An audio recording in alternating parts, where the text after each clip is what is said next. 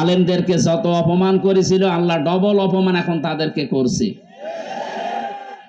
এই জন্য সাবধান থাকবো আমরা। আলেমরা নবীর ওয়ারিস সরাসরি, আল উলামা ওয়ারাসাতুল আম্বিয়া, নবীর উত্তরাধিকারী তারা। নবীর গায়ে হাত দিলে যা হতো আলেমদের গায়ে হাত দিলে তাই হবে। আলেম আবার আলেমের মতো হওয়া লাগবে। আলেম যদি আবার জালেমের চাইতে খারাপ হয় তোরে পিটানোই ভালো। আলেম ছিল না জালেমদের পক্ষে? কথা বলে না কেন? ওই রকম আলেম না। কত বড় দুর্নীতিগ্রস্ত হলে দেশটা যে জাতীয় মসজিদের ইমামও পালিয়ে যায়। আবার কোথায় নামাবেন দেশটা বলেন? একটা মসজিদের ইমাম, তাও বাংলাদেশের কেন্দ্রীয় মসজিদ, জাতীয় মসজিদ, তার ইমামও পালিয়ে গেছে। এসেছিল আবার জোর করে ইমামতি নেওয়ার জন্য, জনগণ জুতা দিয়ে পিটিয়েছে। পরের দিন আবার স্ট্যাটাসও দিয়েছে যে জনগণ জুতা মেরেছে কিন্তু আমার গায়ে লাগেনি। আরে শয়তান, বাড়ি একেবারে জায়গা মতো তো, এই জন্য এরকম কথা বলে। লজ্জা শরম তো কিচ্ছু নেই। এই কথা বলে না কেন? আমার মনে হয় ম্যাডাম খালেদা জিয়া যা বলেছিল যে নামটা পাল্টানো দরকার, আসলে ওই নাম পাল্টানো দরকার। অভিশপ্ত নাম, নামটার ভেতরে কেমন যেন একটা অভিশপ্ত জিনিস লুকিয়ে আছে। কি গয়কার পয়াকার বাকিটা বললাম না। এই নাম কোনদিন মুসলমানরা রাখে? মুসলমানরা রাখবে গোলাপ, অন্তত গোপাল বাদ দিয়ে গোলাপগঞ্জ দেওয়া দরকার, একটা ফুলের নাম, যেন একটু সুঘ্রাণ আসে। এই জন্য পাগল বলে যারা এতদিন অন্তত বেঁচে আছি, আমাদের শিক্ষা নেওয়া দরকার আজকে। এই জালেম যারা বিদায় নিল, এই জালেমদের পরিণতি কি হয়েছে আল্লাহ আমাদেরকে একটু দেখিয়েছেন। সূরা নমল 19 নম্বর পারা 20 নম্বর পৃষ্ঠা 7 নম্বর লাইনের 52 নম্বর আয়াত। এই কথা বলে কি এত? আর মোবাইলটা কেটে নিন।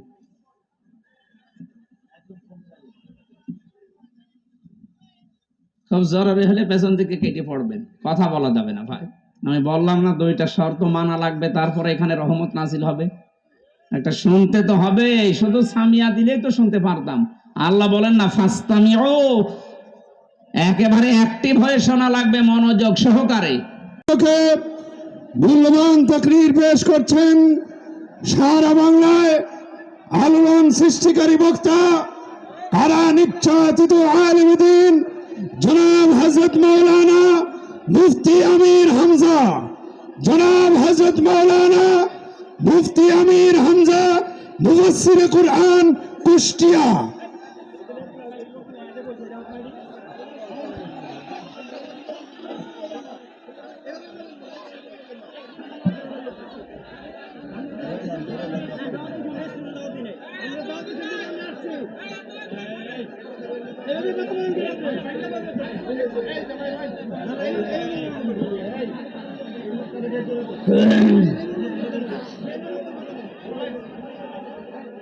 আসসালামু আলাইকুম ওয়া রাহমাতুল্লাহি ওয়া বারাকাতুহু।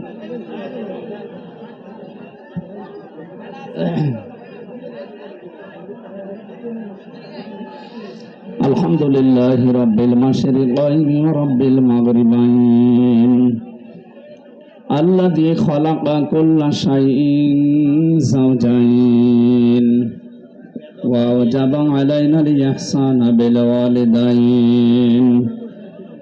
ونشهد أن لا إله إلا الله وحده لا شريك له وأشهد أن محمدا عبده ورسوله سيد الكونين صلى الله عليه وعلى آله وصحبه وأتباعه أجمعين ليلا ونهارا في الطرفين. فقد قال الله تعالى في كلامه المجيد وبرهانه التوحيد: أعوذ بالله من الشيطان الرجيم. بسم الله الرحمن الرحيم.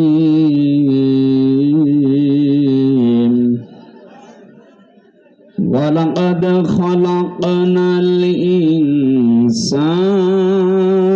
من سلالة من طين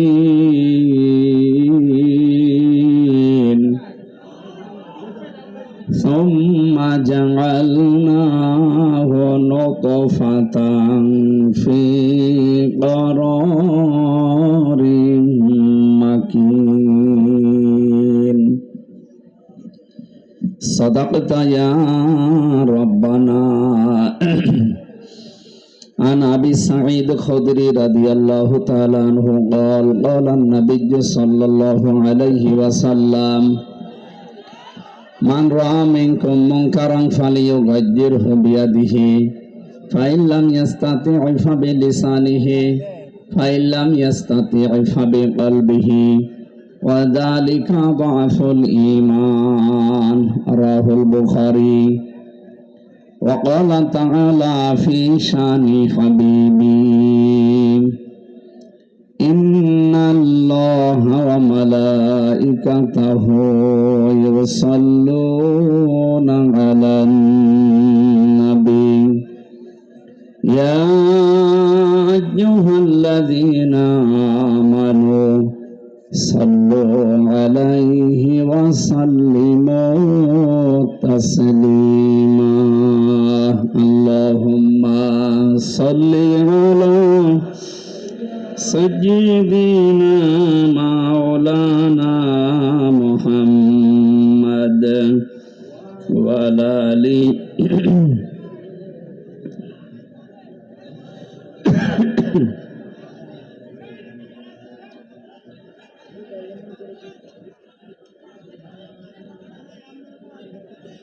আলহামদুলিল্লাহ। বাংলাদেশের ঐতিহ্যবাহী জেলা গাজীপুর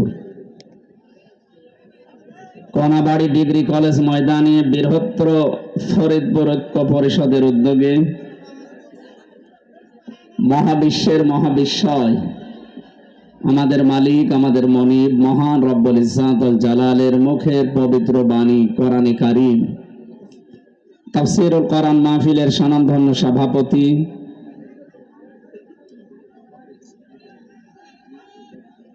বৃহত্তর ফরিদপুর ঐক্য পরিষদের সম্মানিত সভাপতি বড় ভাই জনাব মোহাম্মদ ইউনুস মিয়া দামাত বারকাতুহুমুল আলিয়া, বলেন আমিন। প্রধান অতিথি কোনাবাড়ি থানা বিএনপির সাধারণ সম্পাদক আমার আরাফাতের ভাই আলহাজ মোহাম্মদ বাবুল হোসেন, সম্মানিত অতিথি জনাব আলহাজ সাজ্জাদুর রহমান মামুন ভাই, এখানে আমন্ত্রিত অতিথি জনাব তানভীরুল ইসলাম রাজীব, সম্মানিত উদ্বোধক জনাব আলহাজ আব্দুল বারেক সরকার, সার্বিক ব্যবস্থাপনায় যারা আছেন বিশেষ করে মোহাম্মদ ফরহাদ হোসেন, আজিজুল ইসলাম, সম্মানিত উপস্থাপক মাওলানা শিহাবুদ্দিন বিশ্বাস, এতক্ষণ যারা আলোচনা রাখলেন কোরআন এবং হাদিস থেকে মুফতি মাহবুবুল্লাহ কাসিমি, মাওলানা হোসাইন মাহফুজ, মুফতি ওবায়দুল্লাহ, মুফতি আব্দুস সালাম, আলেমদের হায়াতে তাজ্জেবা সিহাতে কুল্লিয়া কামনা করছি, বলেন আমিন। আরো যত মানুষের নাম দিয়েছে এটাতে একটা একটা করে পড়ে দোয়া করি, এমন হয় কিয়ামত চলে আসবে। ভালো, আলহামদুলিল্লাহ, এদের সম্মান মর্যাদা আছে, এই জন্যই আপনারা কোরআনের মাহফিলে তাদেরকে অতিথি বানিয়েছেন। মানুষের সম্মান যে বাড়ে কিসে এটা অনেকে এখনো পর্যন্ত জানে না। অনেকে মনে করে জোর করে মনে হয় সম্মান পাওয়া যায়। জোর করলে কি পাওয়া যায় আপনি দেখলেন না? হ্যাঁ, কথা বলছেন।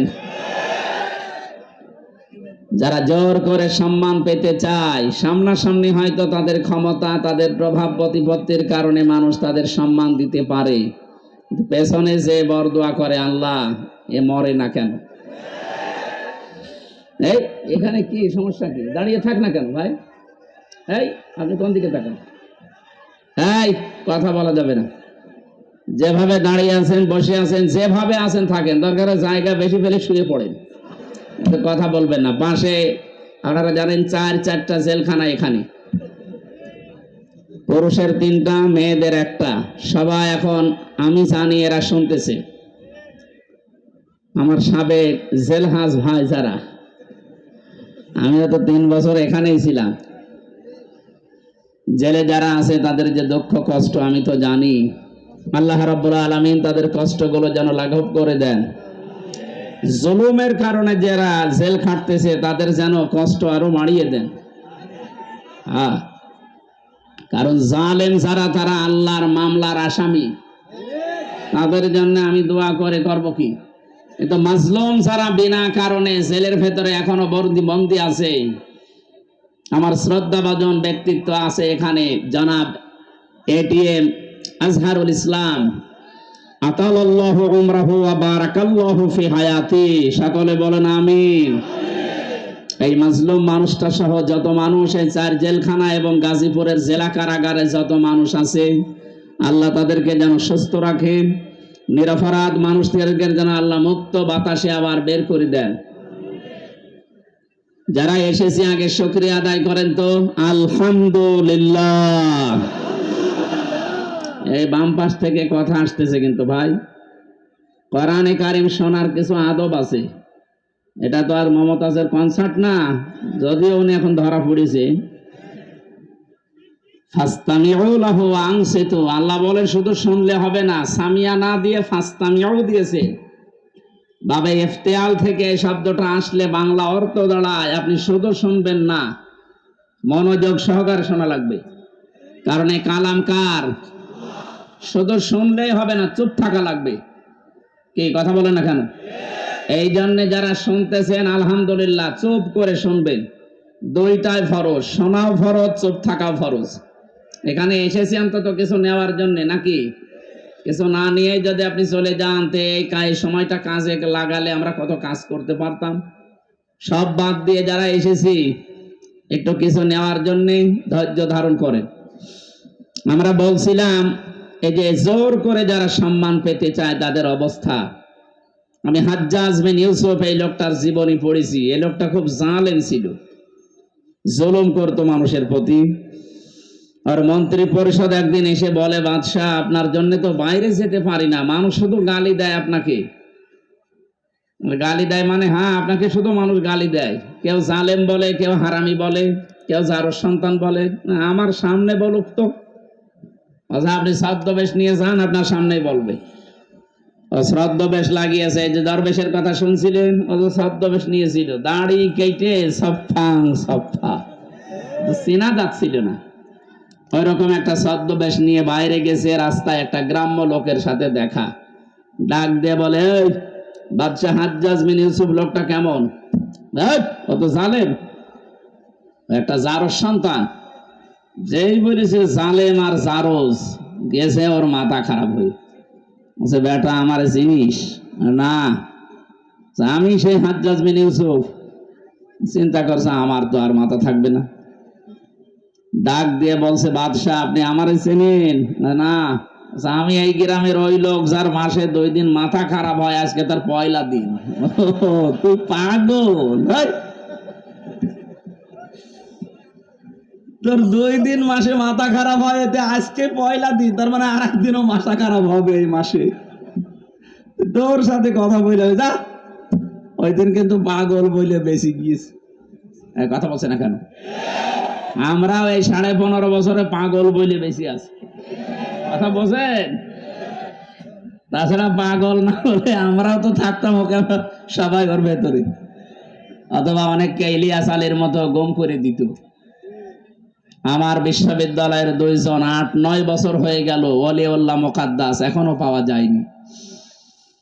মিনি আয়না ঘর এবং বড় আয়না ঘরে কত মানুষ ছিল, কতগুলো মানুষ এভাবে তারা লিখে রাখতো এই আঙ্গুল দিয়ে, এত বড় বড় নখ হয়ে যায়। 5 বছর, 7 বছর, 8 বছর, 10 বছর, 14 বছর পড়ে আছে, কেউ জানে না। তারা দেওয়ালের সাথে লিখে রাখতো ভাঙা ভাঙা অক্ষরে এই আঙ্গুল দিয়ে, যে ভাই যদি বাইরে কেউ যেতে পারেন আমার এই নাম্বারে জানাবেন যে আমি বেঁচে আছি। এখনো পর্যন্ত দেখি অনেকে জালেমের সাফাই গায়। আপনি মানুষ? এ বাংলাদেশের 18 কোটি মানুষ যদি জালেমদের মাফ করে দেয়, ব্যারিস্টার আরমানের বউ জীবনও মাফ করবে না। আপনি বাস্তবতা বোঝেন কিছু?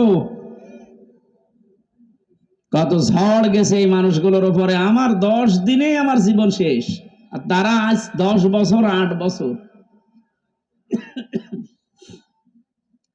আলেমদেরকে যত অপমান করেছিল আল্লাহ ডবল অপমান এখন তাদেরকে করছে।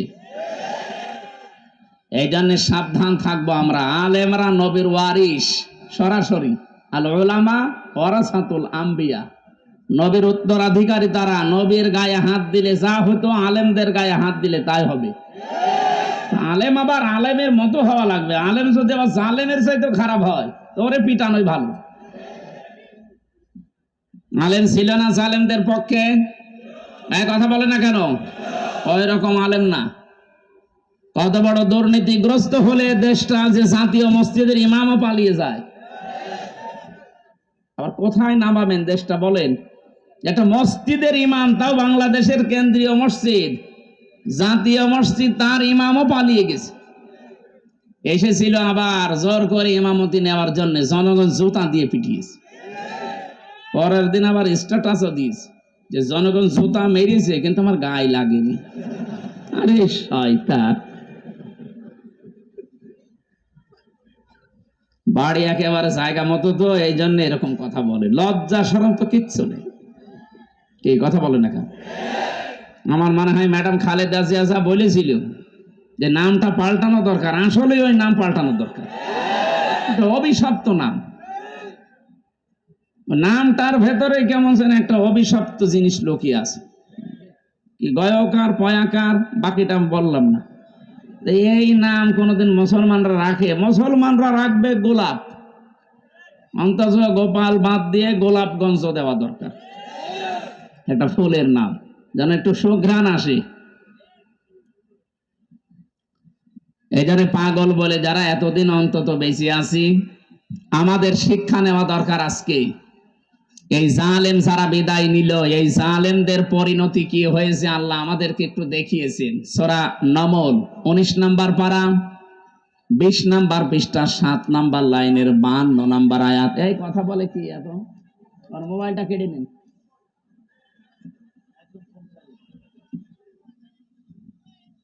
খুব জরুরি হলে পেছন থেকে কেটে পড়বেন, কথা বলা যাবে না ভাই। আমি বললাম না 2টা শর্ত মানা লাগবে, তারপরে এখানে রহমত নাজিল হবে। একটা শুনতে তো হবে, শুধু সামিয়া দিলেই তো শুনতে পারতাম। আল্লাহ বলেন না ফাস্তামিউ, একেবারে অ্যাক্টিভ হয়ে শোনা লাগবে, মনোযোগ সহকারে। কারণ এখন এটা ইবাদত চলছে। যতক্ষণ বসে থাকবেন আর যাই হোক গুনাহ হচ্ছে না। এই কথা বলে না কেন? আর গুনাহ যদি না হয়, বিপরীত যেটা সওয়াব মাস্ট বি হবে। এক একটা অক্ষর শুনবেন 10টা করে নেকি পেয়ে যাবেন। সুবহানাল্লাহ বলতে পারেন না? আল্লাহ রাব্বুল আলামিন বলেন ফাতিলকা বুয়ুতুহুম খাবিয়াতাম বিমা যালামু। এখানে যারা আলেম বসে আছেন, আল্লাহ হযরত লূত আলাইহিস সালামের কাহিনীটা নবীকে জানিয়েছেন, আমাদেরকে শোনাচ্ছেন কেন? আল্লাহ যেন তার আঙ্গুল দিয়ে ভাবে দেখাচ্ছেন।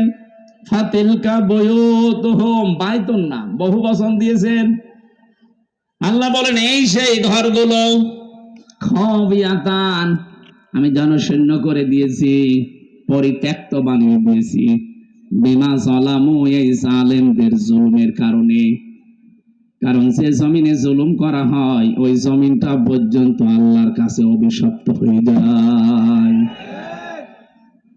একটা কত বাস্তব। 2024 5 আগস্টের বিকাল 5টা বাজতে বাজতে আল্লাহ মনে হচ্ছে আমাদেরকে চোখে আঙ্গুল দিয়ে দেখিয়েছে। কথা বলে দেখেন, আপনি একটু তাকিয়ে দেখেন জালেমদের যত বাড়ি ঘর সারা বাংলাদেশে। তো আমি ঘুরছি 630টা থানার প্রায় জায়গায় আমার যাওয়া শেষ। আমি এই 3 মাস কয়েকদিনের ভেতরে ঘোরাঘুরি করে যা দেখলাম, জালেমদের কোনো বাড়ি এ দেশে আর নেই। আপনি আমার কুষ্টিয়ার দিকে তাকান, হানিফের বাড়ি, কুষ্টিয়ায় হানিফ সাহেবের বাড়ি কয়েকদিন আগেও আমি পাশ দিয়ে আসলাম, দেখলাম জাতীয় টয়লেট হয়ে গেছে। একবারে 4-5 জন করে যাচ্ছে, কেউ এদিকে কেউ এদিকে কেউ এদিকে কেউ এদিকে, মনে হচ্ছে জামাতবদ্ধ টয়লেট চলছে। আল্লাহ কেন এমন করে দিলেন? আল্লাহ পাক বলেন ইন্না ফি যালিকা লাআয়াতাল লিকাউমিন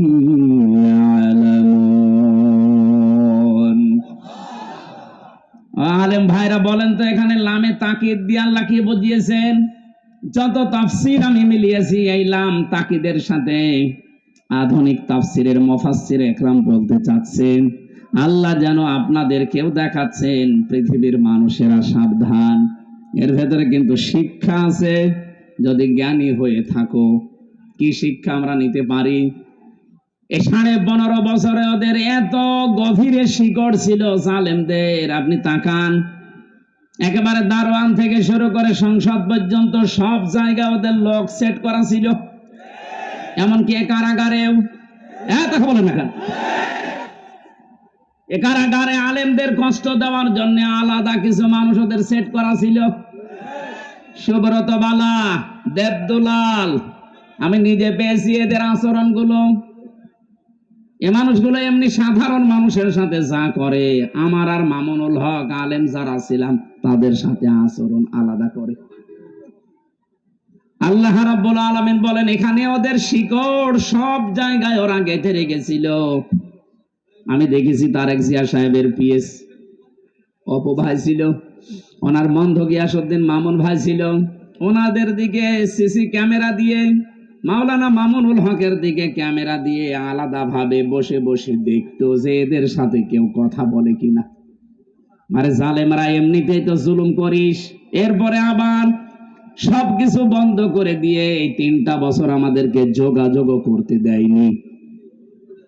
ফাঁসির আসামিরা 7 দিন পর পর সরকারের টেলিফোনে কথা বলতো, আর আলেম যারা আমরা 76 জন ছিলাম আমাদের জন্য সব বন্ধ। জামাত ইসলাম আর হেফাজতে ইসলাম নাম শুনলেই বলতো না, এদের যোগাযোগ বিচ্ছিন্ন। আপনার চেয়ার এমনি পড়ে যায়নি, আল্লাহ নিজে মনে হচ্ছে ফেলে দিয়েছে। আল্লাহ রাব্বুল আলামিন বলেন এখানে তোদের শিক্ষা, এদের বিশাল শিকড় যদি আমি আল্লাহ কেটে দিতে পারি, কেটে দিয়েছে কে এইটার ফাইল কিন্তু জানা নেই। এটা সূরা আনআম 7 নাম্বার পারার 12 নাম্বার পৃষ্ঠা 4 নাম্বার লাইনের 45 নাম্বার আয়াতের প্রথম অংশে আছে ফাকতিআ দাবিরুল কওমিল্লাযিনা যালামু, জালেমদের শিকড় কেটে দেওয়া হয়ে গেছে। কতিয়া এটা মজহুল, কেটেছে কে ফাইল জানা নেই। আপনি তাই দেখতে পাবেন 5 আগস্টের বিকাল 5টা বাজতে বাজতে জালেমদের বাড়ি ঘর, ওদের অফিস সবগুলো গুড়িয়ে দিয়েছে। কে ভেঙেছে? ফাইল নেই। এক কথা বলছেন না কেন? আপনি বলতে পারবেন যে হানিফের বাড়ি অমক ভেঙেছে? না, আপনি পাবেন না, মনে হচ্ছে ফেরেশতা ভেঙে দিয়েছে। এই জন্য তো কুতিয়া দিয়েছেন যে ফাইলই নেই। তাহলে আমরা এখান থেকে কি নিতে পারি? এদের এত বড় শিকড় যদি আল্লাহ একেবারে মাটি থেকে উপড়িয়ে ফেলতে পারে, ওদের বাড়ি ঘর এখন জনশূন্য পরিত্যক্ত। মনে করছেন শুধু কুষ্টিয়ার হানিফের বাড়ি না, সারা বাংলাদেশের অবস্থা এক। যেখানে যেখানে গেছি জালেমদের বাড়ি ঘর গুলো, আমি গত পরশু দিনও ছিলাম কিশোরগঞ্জে, এক জালেমের বাড়ি দেখলাম, ওইটাও জাতীয় টয়লেট। হানিফের বাড়ি তো 5-6 জন যায়, এখানে দেখছি 8-10 জন একসাথে যাচ্ছে। আমি একটা কারণ খুঁজে পেয়েছি আমার নিজের জীবন থেকে। হজে গিয়েছিলাম 16 সালে। বললাম না ইশারায় করবেন, কথা বলেন কেন? কাবা শরীফ তাওয়াফ করার পরে আবার উপরে গেলাম, হঠাৎ দেখি পেটে যন্ত্রণা, ব্যথা। এক পুলিশকে ডাক দিয়ে বললাম ইয়া আখি তাল, এদিকে আসেন ভাই। মানে আসার পরে জিজ্ঞাসা করছে কি, ইয়া হাজিউল হজ্জাত আয়না বিলাদুকা, হাজি দেশ কোথায়? জি তুমি বাংলাদেশ। বাংলাদেশ থেকে এসেছি। মনে বলে কি সমস্যা? হ্যাঁ এখানে মুশকিল আছে, আমার পেটে ব্যথা। এখানে ফার্মেসি কোথায়? আমারে বলছে ফার্মেসি লাগবে না, পেটে ব্যথা কেন টের পান না? না তো, এই জায়গাটা তো আবু জেহেলের বাড়ি, আপনি এখনো পায়খানা না করে দাঁড়িয়ে আছেন, তাড়াতাড়ি করেন। পায়খানা করে দেখে আমার পেটের ব্যথা ভালো হয়ে গেছে। আমার তো মনে হচ্ছে জালেমদের যত বাড়ি বাংলাদেশে সবগুলো যেহেতু অভিশপ্ত, সবগুলো এখন উজাড় গৃহ, পরিত্যক্ত টয়লেট হয়ে গেছে। এদেশের মানুষের পেটে ব্যথা হলে প্রসাবের চাপ দিলে ওই জায়গায় যে কাজ করবে। এরপরও যদি আপনার শিক্ষা না হয়, এই জন্য আমাদের শিক্ষা নেওয়ার বিষয় কিন্তু এখনো বলিনি। আমাদের শিক্ষার বিষয় আগামীতে যারা দেশের দায়িত্বে আসবেন, যারা আসবেন, আপনি আর যাই করেন যেন জালেম হবেন না। কারণ এই শব্দটা ঘৃণিত শব্দ, আল্লাহর কাছে নিন্দিত। জালেমদেরকে আল্লাহ সব চাইতে বেশি টার্গেটে রাখেন। সূরা ইব্রাহিম 42 নম্বর আয়াত, ওয়ালা তাহসাবান্নাল্লাহা গাফিলান আম্মা ইয়ামালুজ জালিমুন। আল্লাহ পাক বলেন, কি মনে করেন হে নবী আমি জালেমদের কোনো খবর রাখি না? সব চাইতে বেশি খোঁজ খবর রাখি আমি জালেমদের ব্যাপারে। এই জন্য আমরা সামনে যারা আসি আমি আহ্বান জানাচ্ছি, খুব ভালোবাসি আপনাদের, সে যেই হোক, সামনে যারা চেয়ার পাবেন তারা আর যাই করেন বাংলাদেশে জুলুম করবেন না। এ জুলুম নিজের নফসের উপর থেকে শুরু, নিজের উপরও জুলুম করবেন না। নিজের উপরে জুলুম কি? অনেকের অর্থ সম্পদ, টাকা পয়সা, প্রভাব প্রতিপত্তি, ক্ষমতা হয়ে গেলে তখন পাপ কাজে পা বাড়ায়। এটা সূরা হুদের 9 নম্বর আয়াতে আল্লাহ দলিল দিয়েছেন, ওয়ালা ইন আযাকনাল ইনসানা মিন্না রাহমাতান সুম্মা নাযা'নাহা মিন ইন্নাহু লায়াউসুন কাফুর। এই আয়াতের সারমর্ম এটা, কোন মানুষ যখন নিজের নফসের উপরে জুলুম আরম্ভ করে, হ্যাঁ আগে টাকা পয়সা, প্রভাব প্রতিপত্তি ছিল না, অপরাধ করতে পারে নাই, এখন টাকা পয়সা, অর্থ সম্পদের মালিক আল্লাহ বানিয়েছি, এখনো লাল পানি খায়, এখনো বাবা খায়। এই কথা বলছেন এখানে, আমি কি বোঝাতে পেরেছি? তাহলে নফসের উপরে এটা একটা জুলুম। আপনি আজকে থেকে সিদ্ধান্ত নেন, আল্লাহ আমাকে যেখানেই তোলুক, আমি অন্তত আমার নফসের উপরে এখন থেকে আর জুলুম করব না। শরীরের উপরে মানুষ জুলুম করে, এই যে অনেকে, এই মুরব্বীরা বের করে দেন, দেন দেন তাড়াতাড়ি দেন, ডিস্টার্ব হয়ে গেল, দেন দেন তাড়াতাড়ি দেন, চলে যান চলে যান।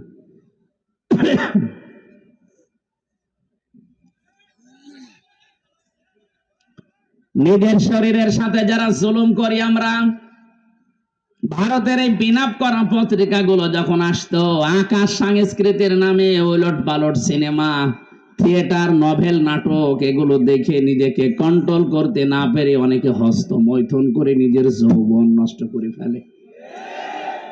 না এ গাজীপুরে নেই? আছে মানে এই যে হারবালের পোস্টার, তার প্রমাণ। India herbal, Kolkata herbal. ও ছাতা দিয়ে কি হবে? আপনি তো আগেই মেশিন শেষ করে ফেলেছেন। ও বলছে ঠিক, তার মানে ও মনে হয় শেষ না। এটা আপনি শরীরটা শেষ করলে, আপনি কি জানেন ৭০ ফোঁটা রক্ত দিয়ে 1 ফোঁটা বীর্য তৈরি হয়? আপনি কোন কারণে এগুলো দেখবেন আর করবেন? আজকে থেকে তাওবা করে ফিরে আসা লাগবে। এই মোবাইলে এমন দৃশ্য রাখা যাবে না যেটা নিজে দেখলে আনন্দ পান, অন্য দেখলে লজ্জা পান। এরকম দৃশ্য নেই। যাদের মোবাইলে আছে এই মুহূর্তে ডিলিট করা লাগবে। করেন, তাড়াতাড়ি করেন।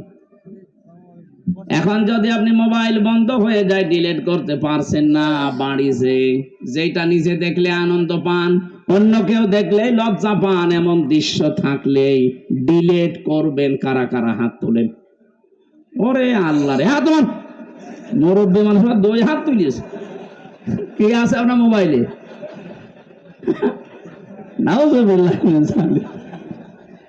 যুবক মানুষ হাত তুলে তো মানা যায়, আপনি আমার দাদার বয়সী, আর আপনি 1 হাত না তুলে 2 হাত তুলেছে, মনে আছে ওর মোবাইলে সব মমতাজ ভরা। না, এসব রাখা যাবে না ভাই।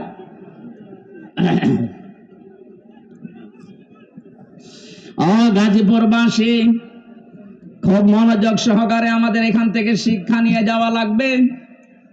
সুতরাং আমার নিজের শরীরের ওপর থেকে কোনো কিছু যেন অপচয় হয়ে না যায়, কারণ সেইটাই অপচয় করবেন, ওটা কিন্তু আর কোনোদিন ফিরে আসবে না। খুব গুরুত্বপূর্ণ জিনিস আল্লাহ শরীরের ভেতরে দিয়ে রেখেছেন। যত খাবার খান, এই খাবারগুলো নির্যাস থেকে পিত্ত রস তৈরি হয়। বিজ্ঞান এখন প্রমাণ করছে শরীরে পেটের ভেতরে যতক্ষণ খাবার থাকবে পিত্ত রস পড়তেই থাকবে। খাবার না থাকলে রস পড়া বন্ধ হয়ে যাবে। আল্লাহ এটা দিয়ে বোঝাতে চায়, বান্দা আমি নিজে অপচয় করি না, এটা তার প্রমাণ। রসটা যেহেতু দামি, এত দামি রস, এটা যতক্ষণ তোর পেটে খাবার থাকবে এটা ফোঁটা ফোঁটা পড়বে, খাবারগুলো হজম হবে। এটা যখন খাবার থাকবে না, পড়লে তো অপচয় হবে। এই জন্য আমি আল্লাহ ওটা অটোমেটিক বন্ধ করে দেই। অথচ আমাদের শরীরের অপচয় আমরা যারা করছি কিছু মনে করি না। যৌবন যখন শেষ হয়ে যাবে তখন আর দোয়া করেও কাজ হবে না, তাবিজ কবজেও কাজ হবে না। এখন থেকে সতর্ক, আমরা যেন অন্তত এই শয়তানি কাজে কেউ হাত পা না বাড়ায়। কথা বলেন না কেন? মানতে পারবেন ইনশাআল্লাহ? তাহলে আমরা আজকে থেকে শিক্ষা নিয়ে গেলাম, জালেমদের প্রতি যেহেতু আল্লাহর সবচাইতে বেশি টার্গেট, আর নিজে আল্লাহ মামলা দায়ের করবে, নিজে মামলা দায়ের করবে জালেমদের বিরুদ্ধে।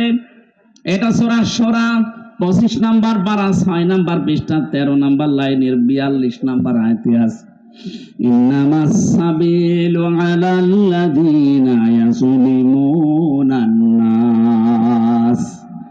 আল্লাহ পাক বলেন, অবশ্যই আমি আল্লাহ মামলা দায়ের করব কিয়ামতের ময়দানে জালেমদের বিরুদ্ধে।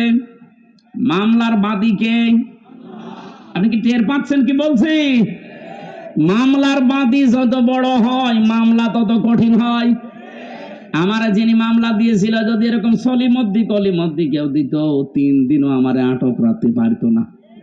কয় টাকা নেবে, টাকা দিয়ে বের হয়ে চলে আসতাম। কিন্তু মামলার বাদী এমন জন, তো টাকা পয়সার দরকার না, ওকে আটকিয়ে রাখবে, এই ধান্দা ছিল তার।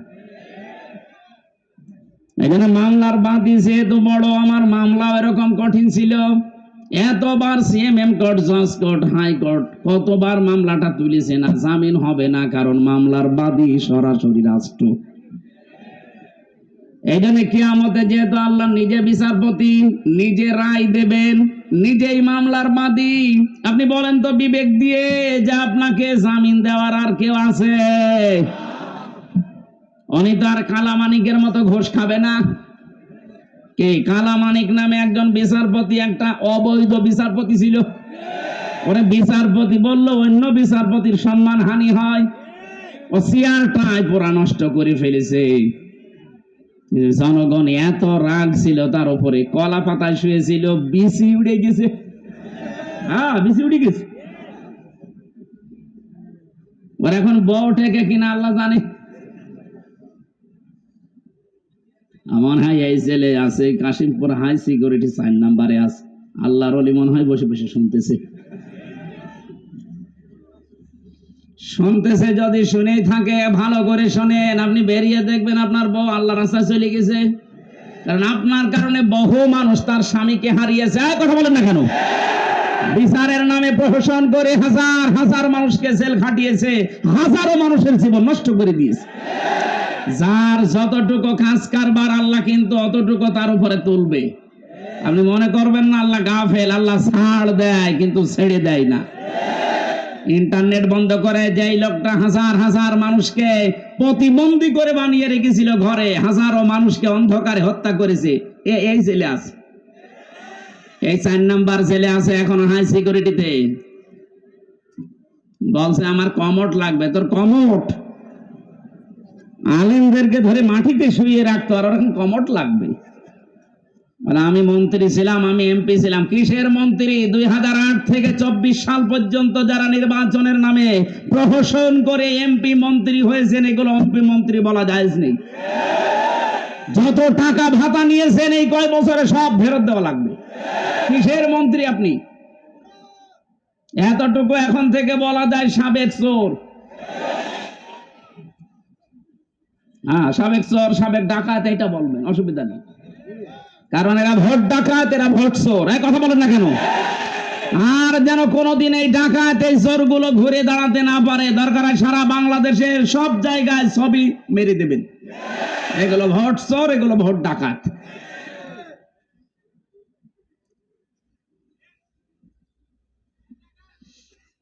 গাজীপুরবাসী, জালেমরা যেহেতু আল্লাহর মামলার আসামি, আমি আয়াতটা পড়ার পরে চিন্তা ভাবনা করলাম, আল্লাহ কিন্তু ইয়াজলিমুন আল মুসলিমুনা দেয়নি, দিয়েছে না, ইয়াজলিমুন আন নাস।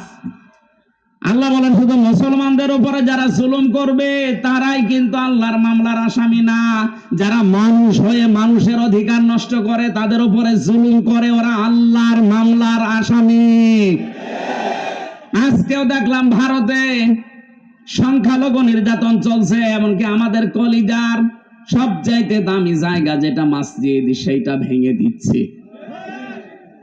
সারা পৃথিবীর 57টা মুসলিম রাষ্ট্রকে আমরা আহ্বান জানাচ্ছি, সবাই ঐক্যবদ্ধ হন। 200 কোটি মুসলমান এই পৃথিবীতে আছে, হিন্দু মাত্র 120 কোটি।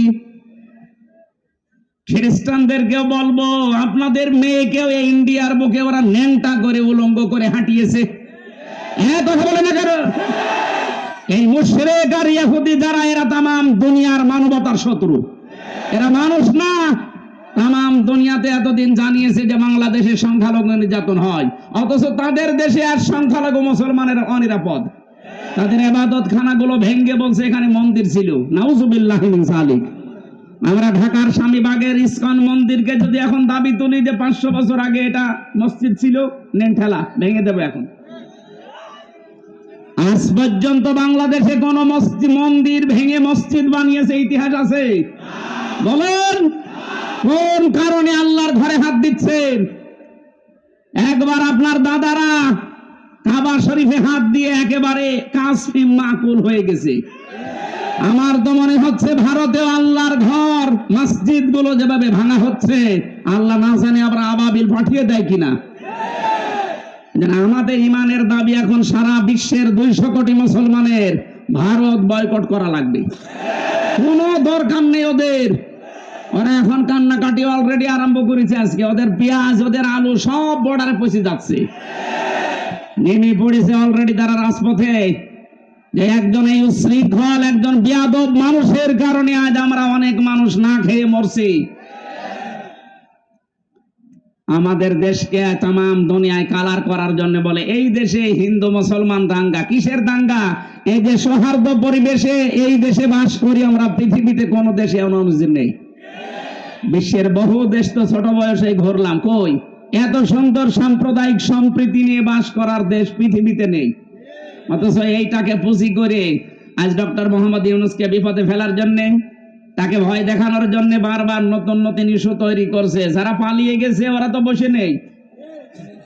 আমি এই দেশে যে দ্বিতীয়বার স্বাধীন হওয়ার পরে সিঙ্গাপুর, মালয়েশিয়া এই সমস্ত দেশগুলোতে মাহফিলে গিয়েছিলাম। যে হোটেলে উঠে হোটেল থেকে নামার পরে দেখি 2 জন শয়তান। কি গো, ও আগে যে বসে আছে ওখানে, ও মনে হয় ভাব দেখেই পালিয়েছে। ওরা ঘরে বসে বসে গুঠি চালতেছে। আপনারা এই ষড়যন্ত্রের ফাঁদে পা দেবেন না, তাহলে কিন্তু গোপালগঞ্জের মতো পেছনে বাঁদরের মতো লাল হয়ে যাবে। ষড়যন্ত্রের ফাঁদে পা দিয়ে কি লাল হয়েছে দেখেননি? এমন পিটানো পিটিয়েছিল আর্মিরা, ওই কয়েকদিন কেউ গোপালগঞ্জ থেকে ঢাকায় যদি আসে, বসে আসলে 300 টাকা, দাঁড়িয়ে আসলে 1000 টাকা। আপনি এখনো ওই ফাঁদে পা দেওয়ার জন্য ধান্দায় আছেন, আপনি একটু টের পাচ্ছেন বাস্তবতা কোথায়? আর ওদের এক সাংবাদিক কয়েকটা আছে, তার ভেতরে যে মলম বিক্রেতা একজন, এই হকার সাংবাদিক ময়ূখ রঞ্জন, এরে মনে হয় 50 জন মিলে জন্ম দিয়েছে। তাছাড়া তো এরকম উল্টাপাল্টা কথা একটা দেশ নিয়ে বলা সুস্থ মানুষের দ্বারা সম্ভব না। কথা বলেন না কেন? খালি আজে বাজে কথা ওর মুখ দিয়ে বের হয়। এখন শুনছে নাকি চট্টগ্রাম নিয়ে নেবে। আরে ভাই, চট্টগ্রাম নিয়ে নেবেন মানে আপনি কি যৌতুক চান?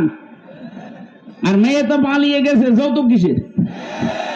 পালানো মেয়ের আবার যৌতুক আছে? হ্যাঁ, পালানো মেয়ের যৌতুক কিসের? বিয়েই তো মানি না। কারণ যার সাথে গেছে ও তো ফুল হাতা, আর আমাদের হাফ হাতা। ফুল হাতার সাথে হাফ হাতা চাই। আমি এই শব্দটা শুনেছিলাম জেলে আসার পর। এখানে যে জেলার ছিল দেবদুলাল, ওটা হচ্ছে ফুল হাতা। ও যেই দিনই আসতো জনগণ বলতো ওই ফুল হাতা আসতেছে। ওই তখন বুঝলাম যে ও ফুল হাতা কি আর হাফ হাতা কি।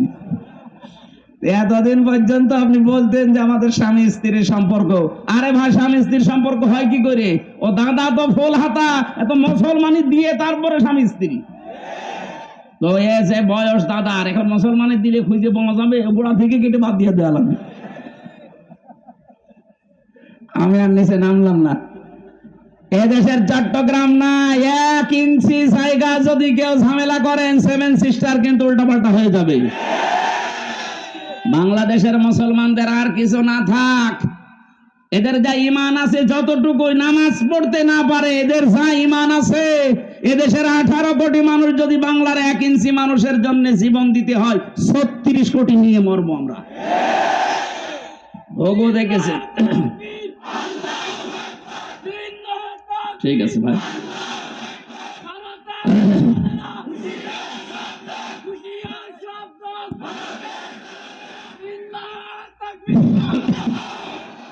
ঘোঘো দেখেছেন আপনারা, ঘোঘোর ফাঁদ দেখেননি।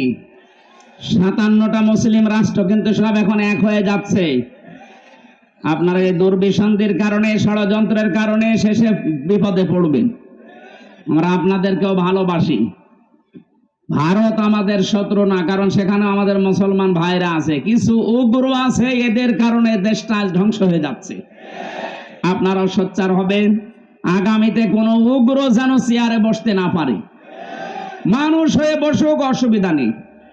এই জন্য যারা মানুষের উপরে আজ তাদের অধিকার নষ্ট করে দিচ্ছেন, ধর্মীয় প্রতিষ্ঠানগুলো আপনি ভেঙে দিচ্ছেন। আপনি মানুষ। গোবিন্দ পরামানিক পর্যন্ত আজকে এই বিবৃতি দিয়েছে যে একই শুরু করেছে। বাংলাদেশে তো কোনো মুসলমান হিন্দুদের কোনো মন্দির ভেঙে মসজিদ বানিয়েছে আমরা তো দেখি না, প্রমাণও নেই। আপনারা কি শুরু করেছেন? তাম দুনিয়া থেকে আজ ঘৃণা জানাচ্ছে। লজ্জা নেই তো ঘৃণা করবে কি?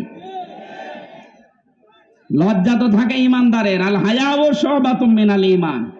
লজ্জা নেই, ঈমান নেই। ওর তো ঈমানই নেই, তো লজ্জা থাকবে কি করি? আমার ভাইরা, আমি যেহেতু আয়াত পড়েছিলাম, জালেমরা আল্লাহর মামলার আসামি, সুতরাং 15.5 বছরে যারা জুলুম করেছেন, আপনি আর যাই মনে করেন, আপনি কিন্তু আল্লাহর মামলার আসামি। বলেন, 1628 জন মানুষ ছিল এই বাংলাদেশের দায়িত্বে। এই 1628 জন মানুষই আমি মিলিয়ে দেখেছি, এরা প্রত্যেকেই হয় জালেম না জালেমের দোসর। এই কথা বলেন না কেন? যারা জালেম, জালেমের দোসর, এরা সরাসরি মামলার আসামি। কার? আল্লাহ মামলা দেবে আপনার বিরুদ্ধে। আপনি টের পাচ্ছেন? রাষ্ট্রের প্রধান মামলা দিয়েছিল, এই জন্য আলেমরা এতদিন কষ্ট পেয়েছে। আর আপনি কিয়ামতে সরাসরি আল্লাহর কেসের আসামি হবেন। তার মানে আপনি জেনে নিতে পারেন আপনি চির জাহান্নামী। কথা বললেন না কেন? পৃথিবীতে যারা 3টা অপরাধ করবে, আল্লাহ নিজে হাতে তাদেরকে 2টা করে শাস্তি দেবে। আমি এটা বানালাম, এটা সূরা ফুরকানের ভেতরে আছে, 68 নাম্বার আয়াত। ও গাজীপুরবাসী, মনের খাতায় আজকে নোট করে নিয়ে যাবেন, যেহেতু এই আয়াতটা এখন খুব দরকার, এই জন্য বলছি। আবার বলছি, যারা দুনিয়ায় 3টা অপরাধ করবে তাদেরকে আল্লাহ নিজে ডবল শাস্তি দেবে। কয়টা? আরো জোরে। আয়াত নাম্বার সূরা ফুরকানের 68 নাম্বার আয়াত, 19 নাম্বার পারা, 4 নাম্বার পৃষ্ঠার 13 নাম্বার লাইনে আছে। এটা তাফসিরে ফি জিলালিল কোরআনে পাবেন। আল্লাহ রাব্বুল আলামিন বলেন, দেখেন তো গাজীপুরে আছে কিনা। ওয়াল্লাযীনা লা ইয়াদউনা মা'আল্লাহি ইলাহান আখার। আল্লাহ পাক বলেন, যারা আল্লাহকে ডাকে সাথে সাথে অন্য কাউকে ডাকে, তাদের শাস্তি হবে ডবল। এই যে আমার তাহেরি ভাই এখন নাই ধরা পড়েছে, কিন্তু এর আগে উনি যে জিকির করতো, আল্লাহর নামে জিকির করে, পাশাপাশি জিকির করতো কেল্লা বাবা, ফতে বাবা। এই কথা বলছেন আপনি? কোথায় কেল্লা, কোথায় ফতে? আল্লাহর সাথে মিলিয়ে দিলেন। যেখানে আল্লাহ বাদে অন্য কারো নামে জিকির করা জায়েজ নেই।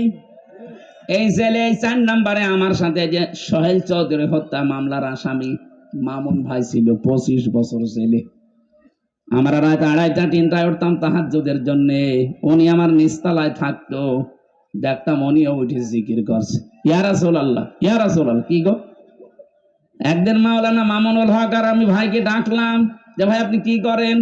আমরা নামাজে দাঁড়িয়ে 1.5 পারা 2 পারা পড়ি, আমাদের ডিস্টার্ব হয়। আপনি কিসের জিকির করেন? বলছে রসুলের ইশকে।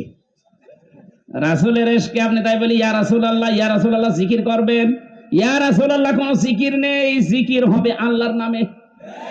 আর রাসূলের নামে আপনি পড়তে পারেন দরুদ। এই কথা বলছেন না কেন?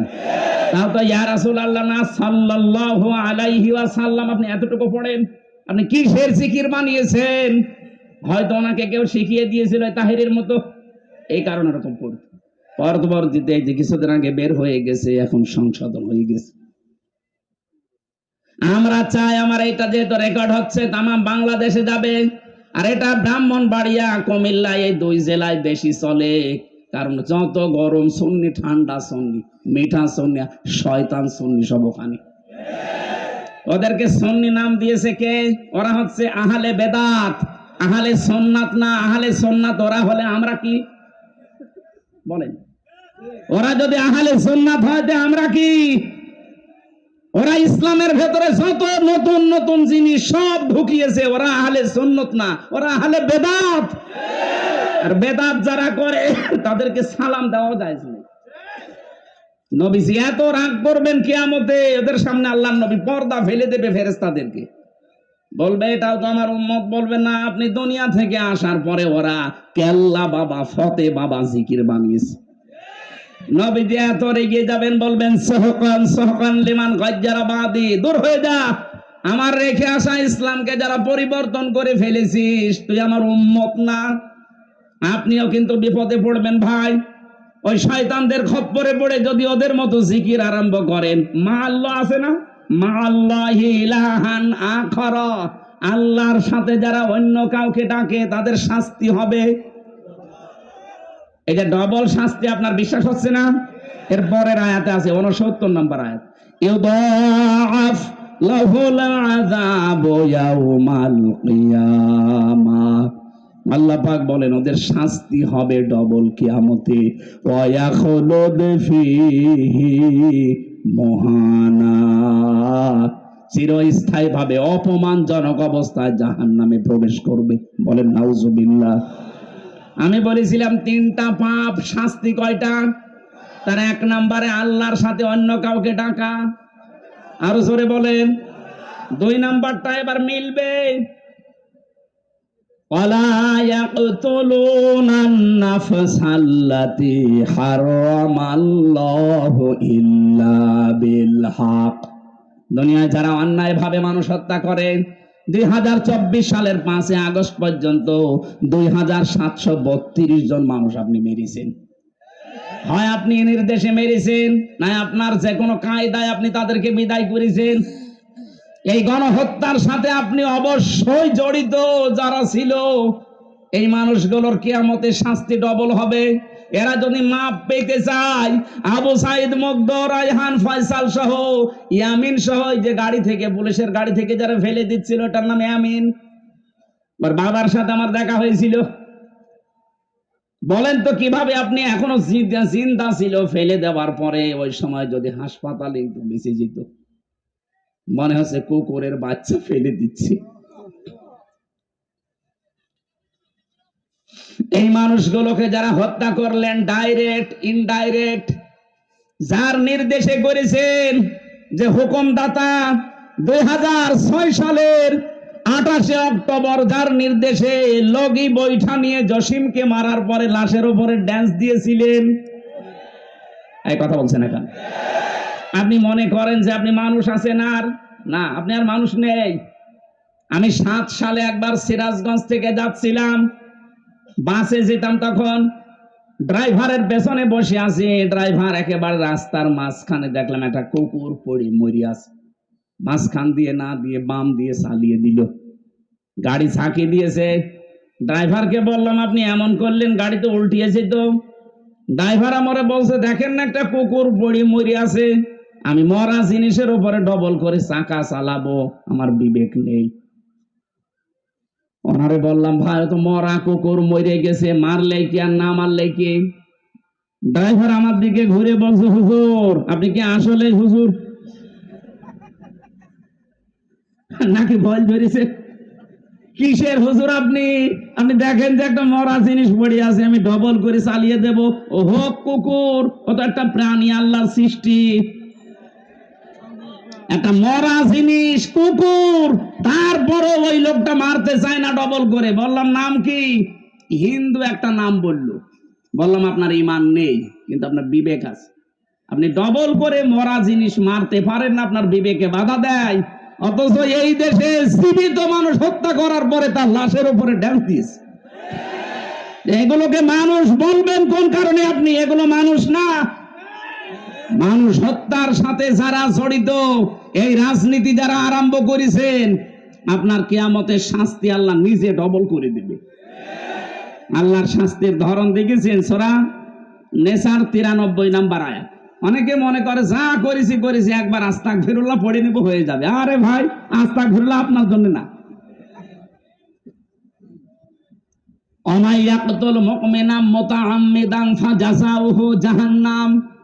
যে ব্যক্তি একটা মুমিনকে বিনা কারণে হত্যা করবে ইচ্ছাকৃতভাবে, আমার তো মনে হচ্ছে 8 সাল থেকে শুরু করে 24 সাল পর্যন্ত যত মানুষকে আপনি মেরেছেন সব ইচ্ছা করে। বিডিআর এর 57 জন অফিসার, এখানে আমার সাথে প্রায় 900 জন বিডিআর ছিল। আমার তো মনে হয় 900 জনের ভেতরে প্রায় সব নিরপরাধ। ওদের মাথায় কোরআন শরীফ তুলে দিয়ে যদি বলেন সত্য কথা বলেন, ওরা সত্য কথা বলবে। এখনো পর্যন্ত মুরব্বিগুলো আছে ওখানে, রাতের বেলায় তাহাজ্জুদ পড়তে উঠলে দেখতাম আওয়াজ দিত। ওদের এই দীর্ঘ শ্বাস আমার মনে হয় আরো সে যে ধাক্কা খেয়েছে। মাজলুমের এই দীর্ঘশ্বাস দুনিয়ায় থাকে না, এটা আরো সে চলে যায়।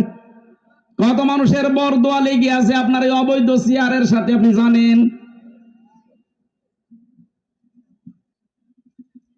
এখানে মানুষ যারা হত্যা করলেন, এই যে সরকারি জরিপেটা 2732 জন মানুষের সাথে আপনি জড়িত, এদেরকে ডাইরেক্ট হোক ইনডাইরেক্ট হোক মেরে ফেললেন, অথচ এদের পক্ষে কোনো দলিল আপনার কাছে নেই। আদালত থেকে এদের মেরে ফেলার নির্দেশ এসেছিল, আপনার অবৈধ চেয়ার টিকিয়ে রাখতে আপনি মেরে ফেললেন। এই গণহত্যার সাথে যারা জড়িত, তারা যে ধিকৃত, তারা যে নিন্দিত, তারা যে ঘৃণিত, পৃথিবীর ইতিহাসের দিকে তাকান। হিটলার, চেঙ্গিস খান, কথা বলছেন এখন, তারা যদি নিন্দিত ঘৃণিত হয়ে থাকতে পারে গণহত্যার সাথে জড়িত হওয়ার কারণে, বাংলাদেশে যিনি গণহত্যা চালিয়েছে তাকে আল্লাহ নিন্দিত ঘৃণিত এগুলো বানিয়ে দেবে। কালের আবর্তনে তার নামগুলো দেখবেন মানুষ গালি হিসাবে ব্যবহার করবে। এখন যদি কাউকে বলেন যে ইয়াজিদ, ইয়াজিদের বাচ্চা, ও যেমন রেগে যায়, 50 বছর যেতে দিন, ওই নামকে যদি আপনি গালি হিসাবে ব্যবহার করেন, ওই অমকের বাচ্চা, ওই এমনি রেগে যাবে। বলেন তো এখানে যদি কোনো হিন্দু কেউ বলেন ভাই ছেলে হয়েছে 50,000 টাকা আপনাকে দেব, আপনি হিটলার রাখেন, বলবো কি নাম নাকি? হিটলার, ইয়াজিদ, কত সুন্দর নাম, অথচ ইয়াজিদ নামটাও রাখতে রাজি না। এই নামই যদি আল্লাহ গানি বানিয়ে দেয়, তা আপনার নাম যাই হোক, এই নাম আর নাম থাকবে না। কালের আবর্তনে দেখবেন এই নামটাও আল্লাহ গালি বানিয়ে দিয়েছে। আমার মনে হয় কাউকে রাগাতে হলেই বলা লাগবে তুই তুই তুই, কথা বলছেন এখন, এমনি রেগে যাবে। কাফেরদের আমি 13টা কাজ কোরআনে ডাইরেক্ট পেয়েছি, 13টা। তার ভেতরে অন্যতম কাজ এটা, ওয়ালা তালমিসু আনফুসাকুম ওয়ালা তানাবাসু বিল আলকাব। ওরা নাম পরিবর্তন করে দেয়। আল্লাহ পাক বলেন সাবধান, কাউকে নাম পাল্টিয়ে উল্টা পাল্টা করে ডাকবা না। অথচ এই 15.5 বছরের নাম পাল্টানোর হিড়িক চলছিল। কথা বলেন। জিয়াউর রহমান আন্তর্জাতিক বিমানবন্দরের নাম পাল্টিয়ে এমন একটা নাম দিয়েছে, মুসলমানদের আবেগের জায়গা শাহজালাল, এখন আর মোসাও যায় না। শয়তান জাতে মাতাল হলো, তাহলে ঠিক ছিল। এদেশে তাকান আপনি, আলেমদের নামও পাল্টিয়ে দিয়েছে। আল্লামা শাহ আহমেদ শফি রহমতুল্লাহ আলাইহি, তার নামও জালেমরা পাল্টিয়ে দিয়েছে তেতুল হুজুর। শহীদ আল্লামা দেলাওয়ার হোসাইন সাইদি রহমতুল্লাহ আলাইহি তার নামও পাল্টিয়ে দিয়েছিল দেল্লো সিকদার। এক কথা বলছেন না কেন? শহীদ আব্দুল কাদের মোল্লা তার নামও পাল্টিয়ে দিয়েছে কসাই কাদের। আপনি তাকান, আমার নামও পাল্টিয়ে দিয়েছে পিসকে হুজুর। আমি পিসকে, রফিকুল ইসলাম মাদানি ওরে যদি পিসকে বলে তাও তো মেনে নেওয়া যায়। এই যে আমার এই পর্যন্ত আমার সাথে 2 মাস ছিল, আমারে আপনি পিসকে বলেন কোন কারণে? আমার বয়স ঠিক আছে, আমার 33 বছর এখন, আমারই 3টা পিসকে আছে, আর আমারে আপনি পিসকে হুজুর বানিয়ে দিয়েছেন। গাজীপুর বাসী যারা মানুষ হত্যার সাথে জড়িত তাদের 1 নাম্বার শাস্তি কোরআন বলছে ওরা জাহান্নামে যাবে, ডাইরেক্ট ফতোয়া। আমাই ইয়াকতুল মুমিনাম মুতাআম্মিদান ফাজাযাউহু জাহান্নাম, প্রথম পুরস্কার জাহান্নাম। 2 নম্বরে খালিদান ফিহা, চিরস্থায়ী থাকা লাগবে, কোন বাবার দোয়ায় বের হতে পারবেন না। 3 নম্বরে ওয়াগাদিবাল্লাহু আলাইহি, আল্লাহ রেগে থাকবে তার উপরে। 4 নম্বরে ওয়ালাআনাহু, তার উপর আল্লাহ লানত দেবেন। 5 নম্বরে ওয়াআদ্দা লাহু আযাবান আযীমা, আল্লাহ পাক বলেন তার জন্য প্রস্তুত রেখে দিলাম আমি যন্ত্রণাদায়ক আযাব। বলেন নাউযুবিল্লাহ। আফসোস হয় জালেমদের প্রতি আমার, বিশেষ করে মানুষ হত্যার সাথে যারা জড়িত। আপনার দুনিয়াও শেষ, আখিরাতও শেষ। কি করলেন? একজন জালেমকে ক্ষমতায় টিকিয়ে রাখতে নিজের সব নষ্ট করে ফেললেন আপনি। এরকম পাগলামি যেন সামনে আর কেউ না করেন, কথা বলেন ঠিক কিনা?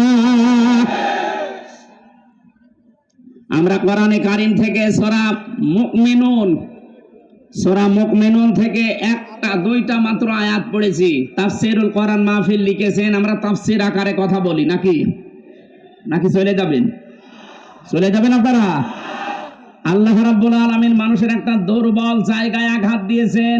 কাউকে যদি আপনি নিজের আয়ত্তে রাখতে চান, তার ওই গোপন জায়গায় আপনি আঘাত দেবেন, ওই এমনি নরম হয়ে যাবে। আল্লাহ আমাদেরকে লাগাম টেনে ধরেছেন আমাদের দুর্বল জায়গায় আঘাত দিয়ে। ওয়ালাকাদ খলাকনাল ইনসানা মিন সুলালাতিন মিন তিন, অবশ্যই আমি আল্লাহ মানুষকে বানিয়েছি মাটির নির্যাস থেকে। আমাদেরকে আল্লাহ মাটি দিয়ে বানাননি, বানিয়েছেন মাটির নির্যাস দিয়ে। একজনকেই তিনি মাটি দিয়ে বানিয়েছেন, তিনি আমাদের আদি পিতা হযরত আদম আলাইহিস সালাম। সূরা রহমানের ভেতরে আছে মিন সালসালিন কাল ফাখর, শুকনা ঠনঠনে মাটি দিয়ে আমি আদমকে বানিয়েছি। এদের তাফসিরে পড়লাম, এরা কি করে? এত মানুষ এসেছে, সমস্যা তো এই জায়গায়। কিছু মানুষ বাড়ি চলে যান। হ্যাঁ, এত মানুষ হলে ঝামেলা না বলতো। কিছু মানুষ বাড়ি চলে যান, আবার কালকে তো আর নেই, আবার আগামী বছর আসবেন আপনারা। কিছু মানুষ এসে তারা দাঁড়িয়ে আছেন, জায়গা পাচ্ছেন না, বাড়ি চলে যান।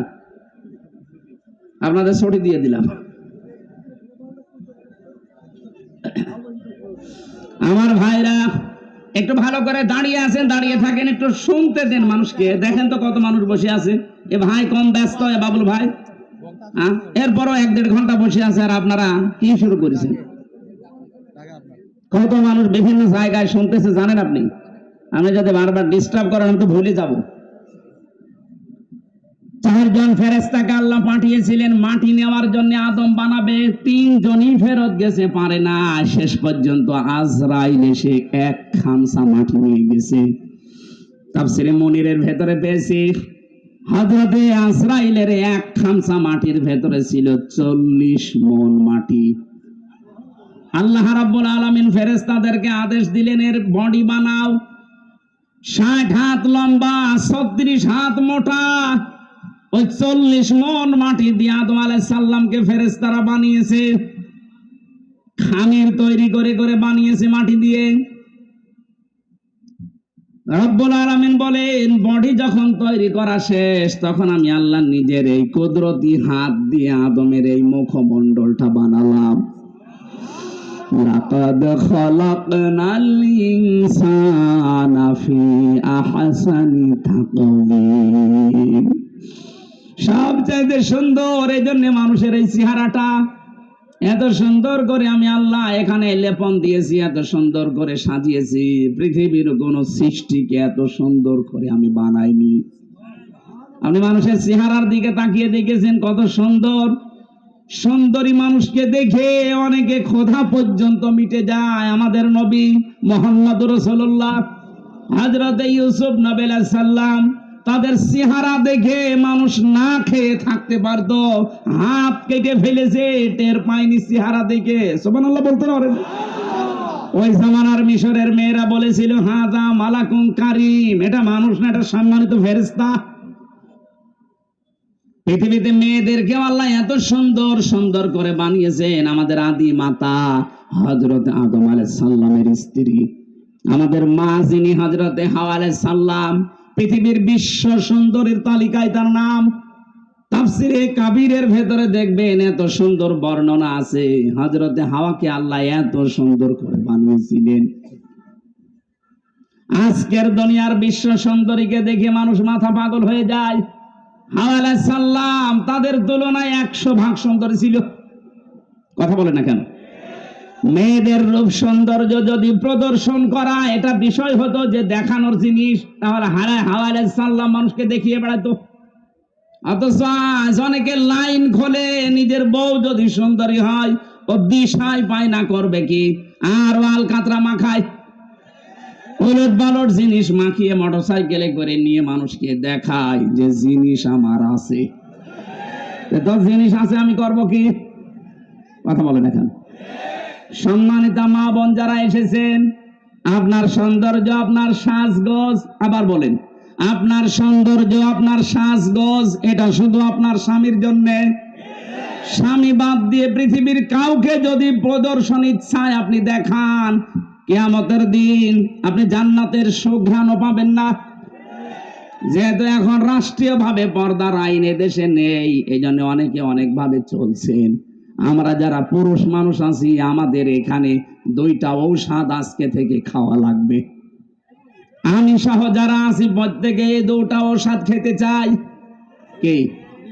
তাহলে জেনা থেকে বেঁচে থাকতে পারবেন। চোখের জেনা, সূরা নূর 18 নম্বর পারা 12 নম্বর পৃষ্ঠা 7 নম্বর লাইনের 30 নম্বর আয়াতে আল্লাহ ঔষধ দিচ্ছেন, ওয়াকুল লিল মুমিনিনা ইয়াগুদ্দু মিন আবসারিহিম ওয়া ইয়াহফাযু ফুরুজাহুম যালিকা আযকা লাহুম ইন্নাল্লাহা খাবীরুম বিমা ইয়াসনাউন।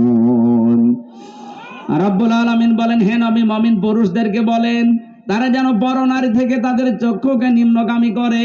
আর 14 জন মহিলা আপনি দেখতে পারবেন। কয়জন? আরো জোরে বলেন, বলেন। 1 নম্বরে আপনার আপন মা, ওই পাতানো মা না, আপন খালা, পাতানো খালা না। অনেকে ধর্ম খালা পাতিয়েছে, খালার মেয়ে আছে এই জন্য। কথা বলছেন এখানে, এমনি খালা বলে না, মেয়ে আছে খালার, এই জন্য খালা, ধর্ম খালা। 2 দিন পরে খালা হয়ে যায় শাশুড়ি। এই কথা বলছেন এখানে। এলাকায় এরকম মানুষ নেই? এখনো কাদের ধর্ম খালা আছে হাত তোলেন তো। ও এই একজনের। ও মনে হয় খালার মেয়ের সাথে গল্প করছে।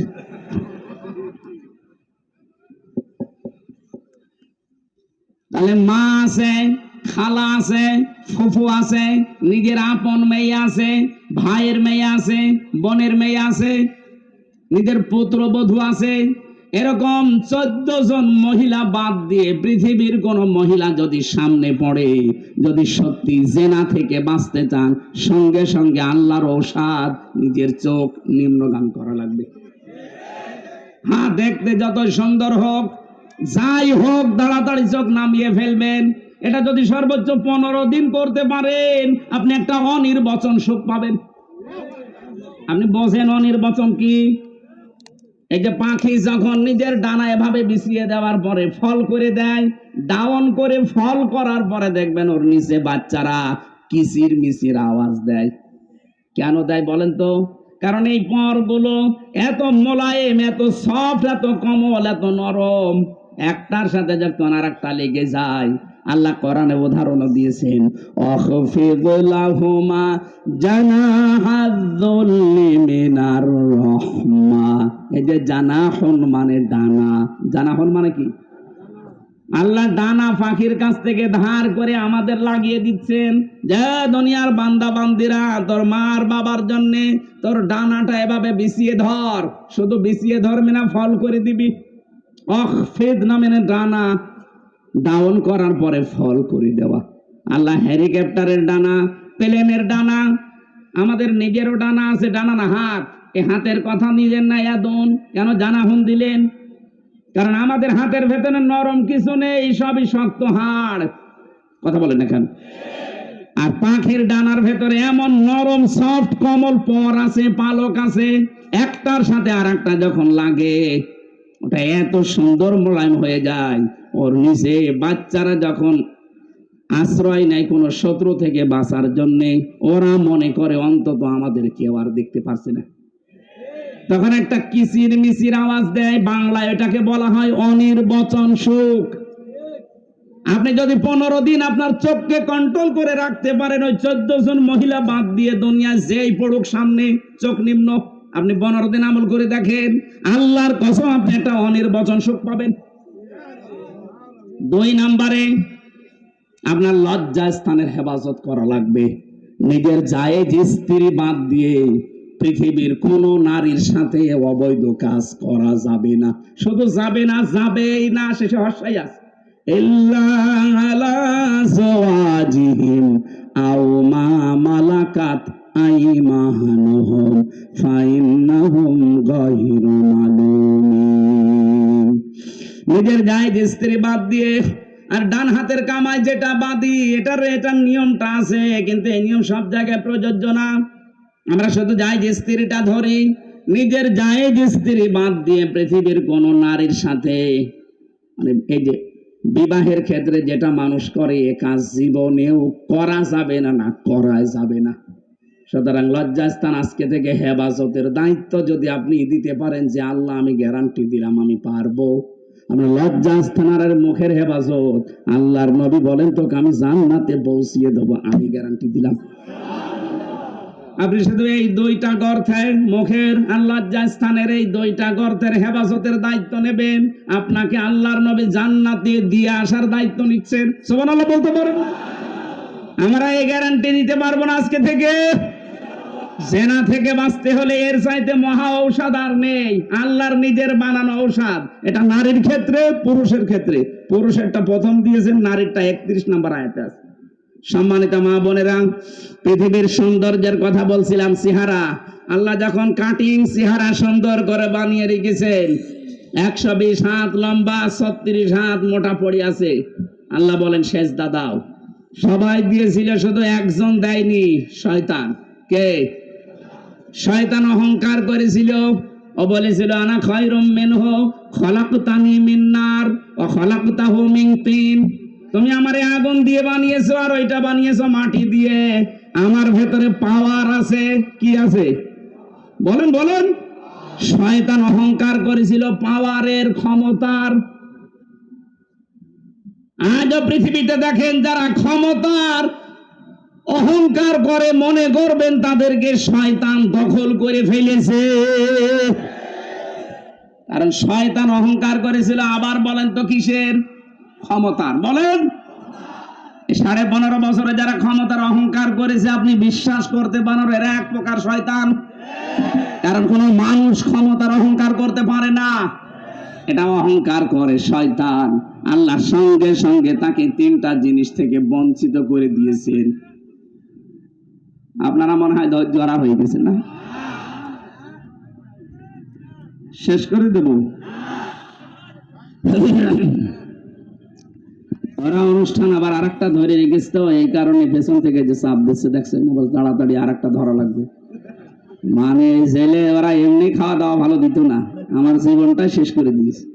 আরে বাইরে এসে চাপের উপরে চাপ, আমি আর পারছি না। এই এক এক দিন 2টা, দিনের বেলা ছিল সেই কোথায় মনে হয় ওটা কোন জেলা? গাজীপুর টোক ছিল, টোক কাপাসিয়া, সেখান থেকে এই যে আপনারা এখানে, এরপরে আবার আশুলিয়ায় আছে।